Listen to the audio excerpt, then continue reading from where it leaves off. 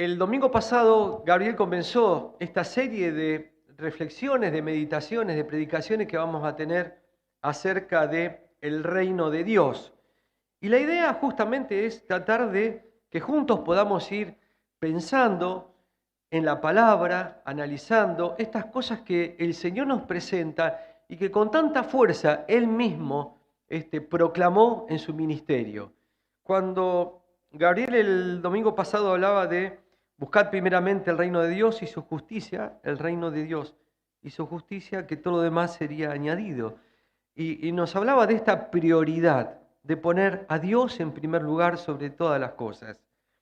Pero hay una puerta de entrada al reino de Dios, que justamente fue parte muy fuerte del mensaje de Juan el Bautista. ¿Se acuerdan? ¿Qué predicaba Juan el Bautista? El llamado al arrepentimiento de los pecados. Y cuando justamente Jesús dice en Mateo capítulo 4, versículo 17, que es un poco el marco que vamos a tener para reflexionar, Mateo 4, 17 dice, desde entonces comenzó Jesús a predicar y a decir, arrepentíos, porque el reino de los cielos se ha acercado. Justamente, el reino de los cielos estaba llegando en la misma presencia de Jesucristo. Pero ¿cuál era la proclamación? ¿Cuál era la predicación de Jesús? Dice que cuando comenzó Jesús a predicar, lo primero que dijo fue, arrepentíos, porque el reino de los cielos se ha acercado. El pedido del arrepentirnos es lo más esencial del mensaje de Jesucristo. El pedido del arrepentimiento es esencial y casi sinónimo como un mandato que hizo en Juan capítulo 3, versículo 7, cuando dijo, os es necesario nacer de nuevo.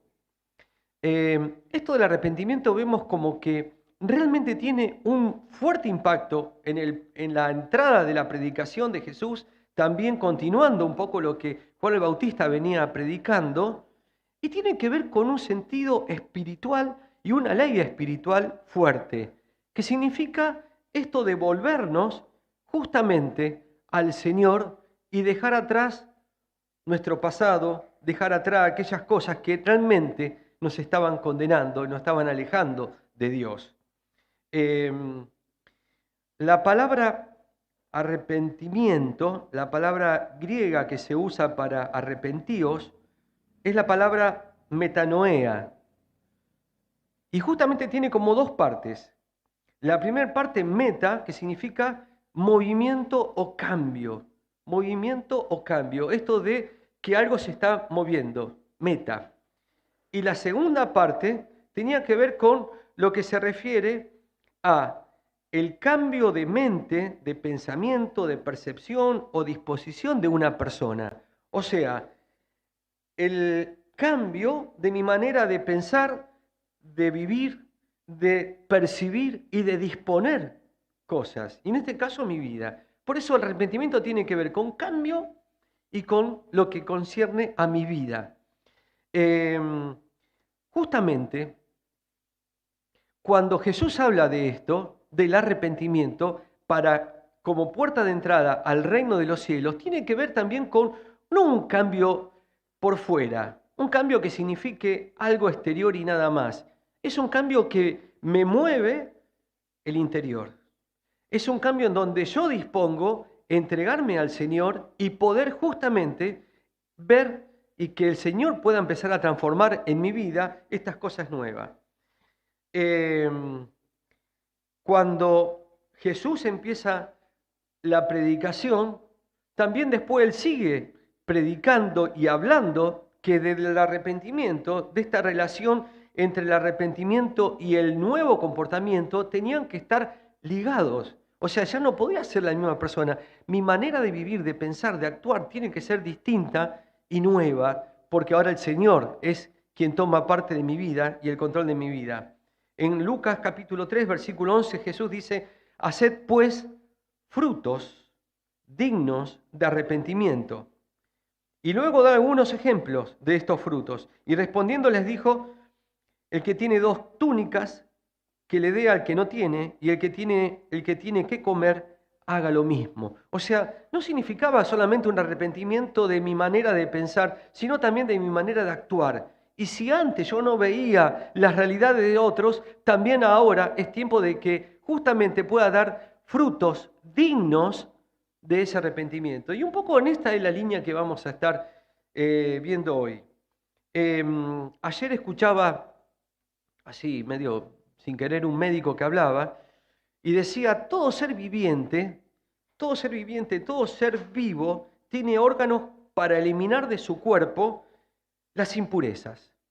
En el diseño que tenemos como cuerpo y en todo ser vivo hay un diseño que hay una parte que se encarga de eliminar las impurezas. Justamente no podemos vivir intoxicándonos, porque llega un momento que se acaba la vida. Entonces, esto justamente de que todo ser viviente tenga en su organismo, en el diseño, en su ADN, esta forma de que recibimos, pero también es una forma de que tenemos que ir eliminando aquellas cosas que nos hacen mal. Y eso es el pecado. Por eso es que es tan importante el arrepentimiento. Cuando hablamos de arrepentimiento, tiene que ver con esto de que todos somos pecadores. Todos somos pecadores. ¿Por qué el llamado al arrepentimiento? Porque con pecado no podemos convivir en la presencia de Dios. Esto ya lo hablamos hace poco también. Hay un pasaje que se encuentra en Mateo, capítulo 15. Quisiera que lo busquen, hermanos. Mateo, capítulo 15, los versículos del 16 hasta el 19. Tiene que ver con un relato que viene haciendo de un momento que estaba Jesús con sus discípulos y en algún momento los fariseos y los escribas ven que están justamente comiendo con las manos sin lavar. Fíjense, una cosa tremenda. Con las manos sin lavar. Y en el relato que va haciendo, Jesús habla de una parábola y en el 16 dice, y Jesús les dijo, ¿también vosotros sois aún sin entendimiento? ¿No entendéis que todo lo que entra en la boca va al vientre y es echado en la letrina?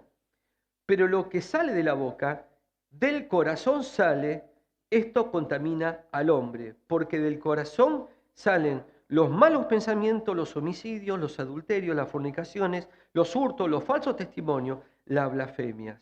Y leo el 20. Estas cosas son las que contaminan al hombre, pero el comer con las manos sin lavar no contamina al hombre. Jesús le estaba poniendo en contexto esto.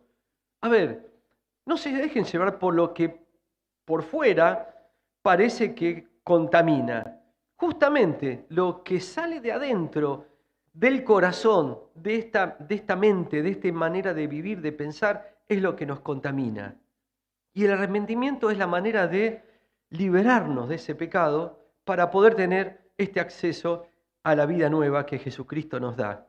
Versículo 18 dice, pero lo que sale de la boca del corazón sale, y eso es lo que contamina al hombre.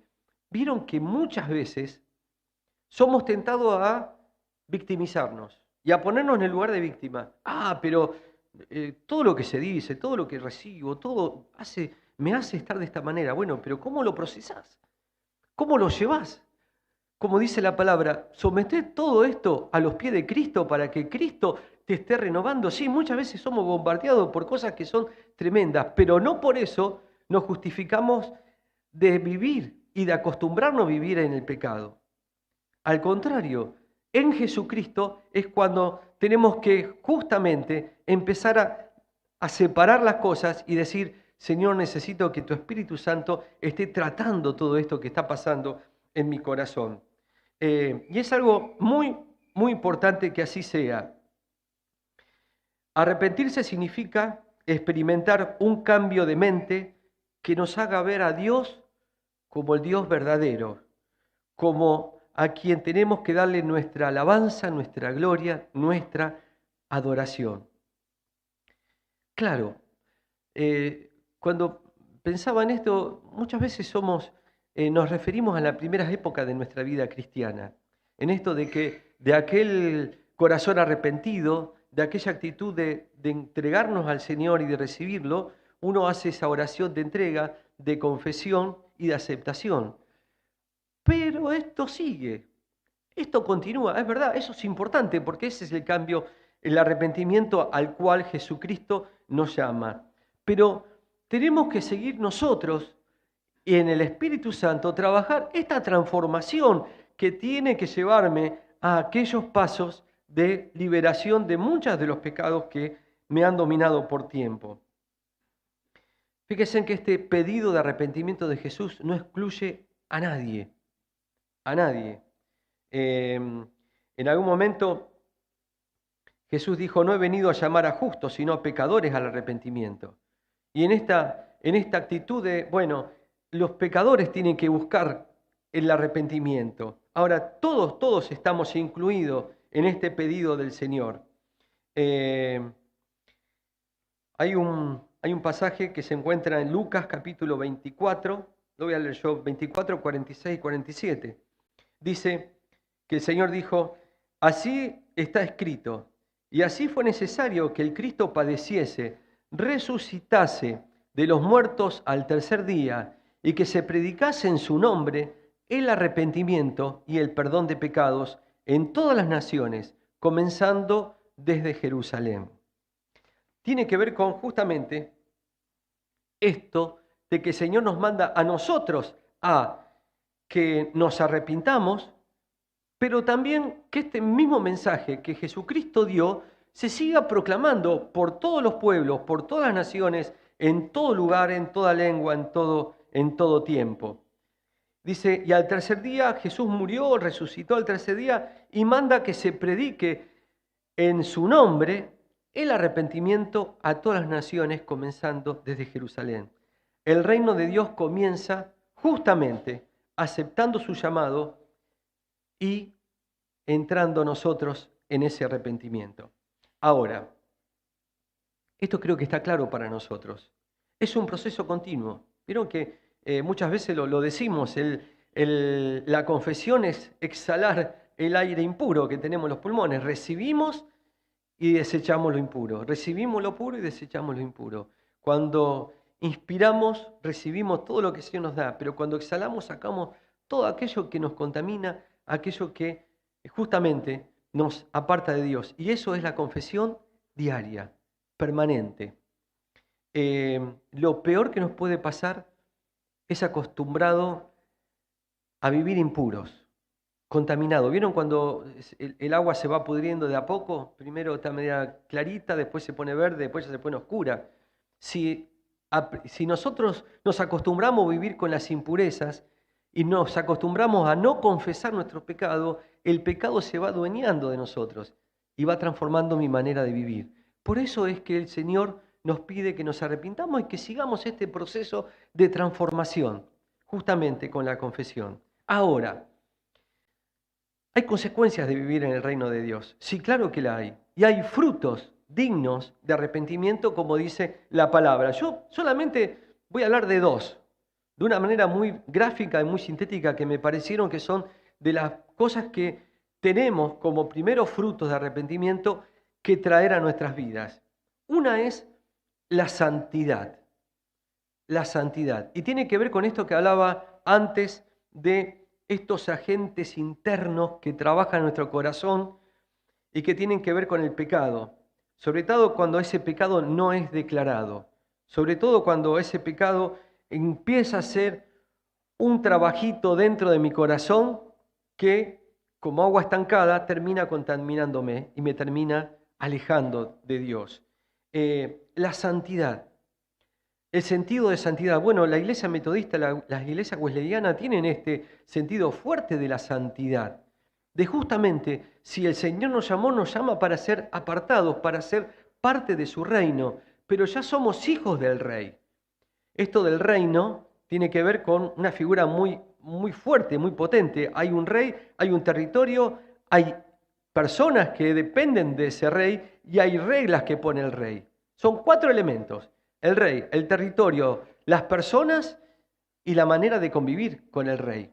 Las reglas que pone el rey. Y justamente la santidad tiene que ver con esta facultad que tenemos como hijos del rey, a quien representamos y podemos justamente desplegar por el Espíritu Santo ese poder del reino en nuestra vida. Por eso es que tenemos que, en el nombre del Señor, pararnos, tomar autoridad del Rey de Reyes, Señor de Señores, Jesucristo, para empezar a trabajar y ver que el Señor está pidiendo que como hijo del Rey mi vida sea distinta, sea apartada, sea purificada.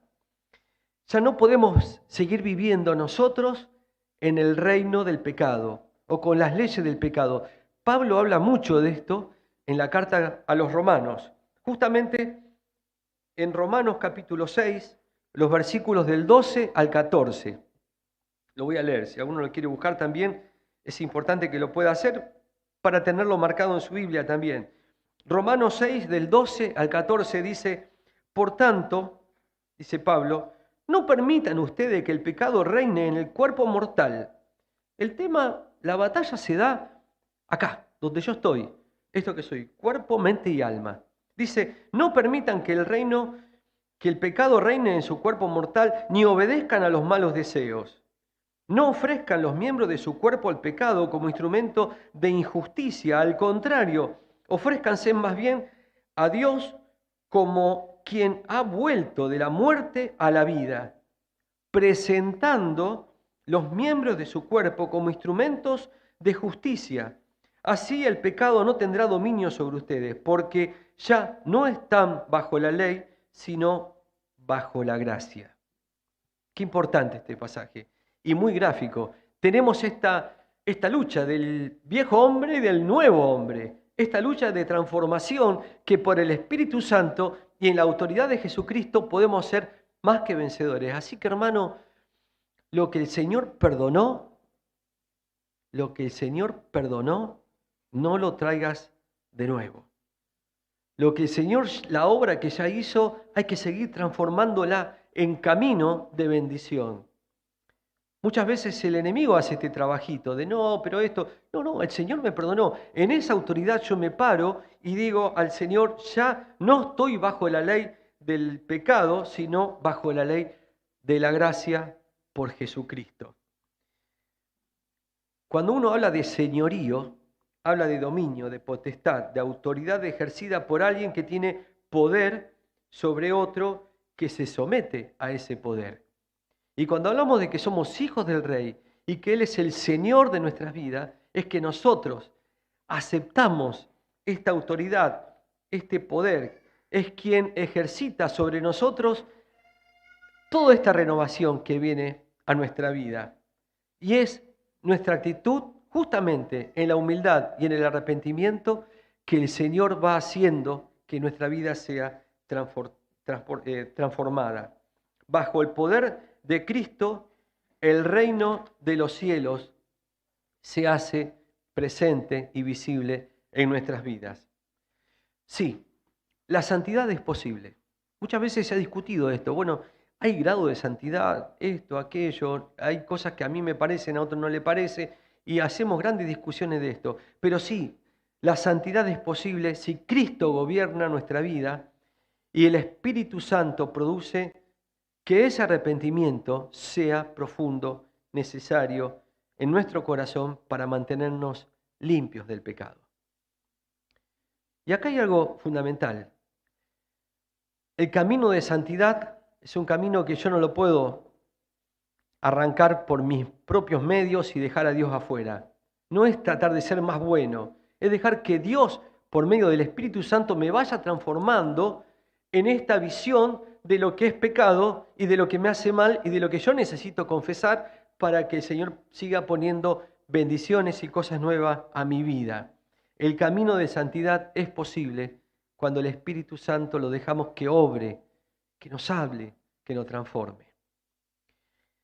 Y otro fruto de arrepentimiento. Esto en realidad no sabía cómo decirlo de una manera gráfica, pero es este fruto de saber brillar como hijos de Dios. Saber brillar y saber ser portadores de esta luz que el Señor trae a nuestra vida. En Mateo capítulo 5, versículo 16, dice el Señor, hagan brillar su luz delante de todos, para que ellos puedan ver las buenas obras de ustedes y alaben al Padre que está en los cielos. Jesús es luz y nosotros somos hijos de luz. Y el Señor dijo algo muy gráfico. No se pone una luz abajo de un almud, de una caja para y esconderla. Al contrario, la luz se pone en un lugar alto, justamente para que ilumine, para que los demás vean y sean iluminados por esa luz. Entonces, este mensaje poderoso que tenemos nos transforma. Y ahora, como hijos de luz, vamos nosotros también a ser parte de esta luz que llegó al mundo, como dice Juan capítulo 1, y que transforma y que ilumina, y que donde hay tinieblas la luz resplandece y desaparecen. Entonces, esa transformación tiene que ver con esta invasión de Jesucristo por medio del Espíritu Santo para traernos a nosotros luz, para que ya no haya más oscuridad, que ya no haya más cosas en las cuales nosotros tengamos que seguir dando vueltas. No, ya el Señor nos liberó de esto. Jesús es luz y nosotros somos hijos de luz. Ahora, ¿cómo brillar? ¿Cómo brillar? Brillamos cuando dejamos que el Señor, en esta intimidad que tenemos todos los días con Él, nos vaya dando de su amor, de su presencia, de su palabra, de su inspiración. Y este es el trabajo de comunión permanente. Cuando cortamos la comunión con el Señor, se empieza a apagar la luz. Cuando tenemos esa comunión fuerte con el Señor, los demás lo ven. Nuestra vida refleja justamente esa luz. Hay un pasaje muy hermoso que está en Isaías, capítulo 60, versículos del 1 al 3, que dice, el capítulo 60 es muy profético, hablando de la llegada de Jesucristo. Dice, levántate y resplandece, porque ha venido tu luz, y la gloria de Jehová ha nacido sobre ti. Porque aquí que tinieblas cubrirán la tierra y oscuridad las naciones, mas sobre ti amanecerá Jehová, y sobre ti será vista su gloria. Y andarán a las naciones a tu luz, y los reyes al resplandor de tu nacimiento. Hablando de Jesucristo y hablándole al pueblo de Jesucristo, a los hijos de Dios, a los hijos de este reino, que les dice, ahora levántense, lugar alto, y resplandezcan, porque ha venido esa luz, y esa luz vino en la presencia de Jesucristo, porque ha nacido esa luz sobre ti, un nuevo nacimiento, porque las tinieblas que cubren la tierra y la oscuridad de las naciones, mas sobre ti Jehová amanece como un sol, la presencia de Dios está, y la gloria de Él será vista sobre ti. Qué importante es esto, qué hermoso es esto, que realmente la gloria del Señor se vea en cada uno de sus hijos. La luz de Cristo no está para ser escondida, está justamente para que podamos ponerla en un lugar alto y que todo lo demás lo vean. Así que, hermanos, termino con esto. 3 cosas que tienen que ver en este principio del reino de los cielos. El arrepentimiento, importante. Tener claro que nuestro pecado tiene que ser confesado para que nos podamos ir purificando todos los días. Y que a través de esta íntima comunión y esta relación que tenemos en Jesucristo, ahora podemos ser santos, podemos mostrar esta santidad y podemos mostrar esa gloria, esa luz que Jesucristo nos da en nuestra vida. Quiera el Señor bendecirnos en este tiempo. Que el reino de Dios se ha acercado y está con nosotros. Y ese reino de Dios, ese reino de los cielos, realmente muestre hijos llenos de su presencia, llenos de su luz. Vidas santas, vida de testimonio, vidas que muestren que Jesucristo es un Dios vivo, poderoso, y Él es el Señor de los señores. Oramos. Señor, queremos darte gracias en esta mañana, queremos bendecir tu nombre. Queremos darte gracias, Padre, porque en la muerte, tu muerte en la cruz venció al pecado para siempre. Gracias, Padre, porque tú fuiste el único y suficiente mediador, y en tu sacrificio nosotros podemos ser limpios de ese pecado. Gracias, Padre, porque tú nos diste acceso a este reino de los cielos a través de nuestro arrepentimiento, a través de reconocerte como Señor y Salvador y reconocer que, Señor, no podemos convivir con el pecado y contigo. Gracias, Padre, porque tú nos das en tu palabra esta exhortación de seguir renovándonos, Señor, y de no convivir con el pecado. Gracias, Padre, te doy porque tu Espíritu Santo nos marca, Señor, nos muestra aquellas cosas que tenemos que confesar. Por eso, Padre, que yo te pido que en este tiempo clamamos a ti, Señor, para que nos podamos levantar como hijos de este reino poderoso, en donde tú eres el Señor de los señores, para que nuestras vidas muestren esa gloria que hay en ti. Señor, yo te pido que tu amor, tu Espíritu Santo nos siga transformando en este camino de santidad, en este camino de luz, para que tu gloria sea manifiesta. Y te lo pedimos juntos, en el nombre de Cristo Jesús. Amén.